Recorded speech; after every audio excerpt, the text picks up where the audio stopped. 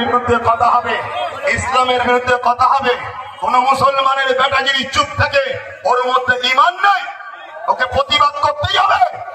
কিন্তু দুঃখের বিষয়, আজ কিছু মোল্লা মৌলভী সাহেব আছে যারা আজকে শাসকদের তামাক খেয়ে তারা রাসূলুল্লাহর হয়ে কথা বলে না, ইসলামের হয়ে কথা বলে না, কোরআনের হয়ে কথা বলে না, তারা দালালি করে শাসকদের পাশে। এমন মোল্লা মৌলভী সাহেব আছে না? নাই আছে না? আজকে তাই বলতে বাধ্য হচ্ছি, আজকে অর্জুন সিং কত বড় একটা কথা বলেছে আপনারা জানেন তো? কি বলেছে? ইসলামে নাকি রেপ করা খারাপ কাজ নয়, ভালো কাজ। ইসলামে নাকি রেপ করা খারাপ কাজ নয়। বলো মুসলমান, এটা তোমার ধর্মকে আঘাত দিল না? দিল না? তোমরা মুসলমান ঘরে যারা জন্ম হয়েছো, ইসলামকে কবুল করেছো, তাহলে তোমাদের কি ধর্ম রেপ করা কি ভালো কাজ বলেছে? এই জোরে বলো, জিজ্ঞেস করছি, জোরে বলো। এখানে কে কি দল করে না করে তার ব্যাপার। আজকে যখন কোন জায়গায় 4টে মুসলমান রেপ করবে দুর্গাপুরে, তখন বিজেপির শুভেন্দু অধিকারী থেকে শুরু করে তারা বলবে মুসলমান রেপ করেছে। কেন মুসলমান রেপ করেছে বলবি?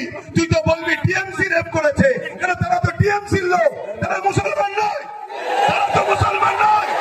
মুসলমান আলাদা জিনিস, টিএমসি আলাদা জিনিস। রেপ যে করে সে মুসলমান থাকতে পারে না, রেপ যে করে সে ইসলামে থাকতে পারে না। তাই রেপের শাস্তি হলো তাকে গলা পর্যন্ত পুঁতে দিয়ে পাথর মেরে মেরে মেরে ফেলো।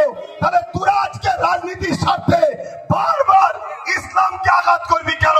তোরা তো বলতে পারতিস টিএমসির লোক রেপ করেছে, তা বলবে না, অমনি বলছে মুসলমান রেপ করেছে। আমাদেরকে বারবার বদনামের ভাগ নিতে হচ্ছে না? হয় না? আজকে 4-5টা কলঙ্ক জাতের মধ্যে সেজে মুনাফিকি করে, বেঈমানি করে, ধোঁকাবাজি করে আজকে তারা রেপ করবে, আর পুরো জাতকে রেপিস হতে হবে। এটা কি মেনে নেওয়া যায়? মেনে নেওয়া যায়? আজ আমি বলতে বাধ্য হচ্ছি, এরা রাজনীতির নামে ইসলামকে মিটাতে লেগেছে। এরা রাজনীতির নামে কি করছে? জোরে বলুন, জোরে বলুন। ইসলামকে মিটাতে লেগেছে। এখন আমি প্রত্যেকটা যুবককে জিজ্ঞেস করছি, তোমার কাছে দুনিয়ার পেটটা আগে হয়ে গেছে না ইসলাম আগে? তোমার খাওয়া আগে না ইসলাম আগে? তোমার কাছে আমার মা বোনেরা ওই 1000 টাকার ভাতা আগে না ইসলাম আগে?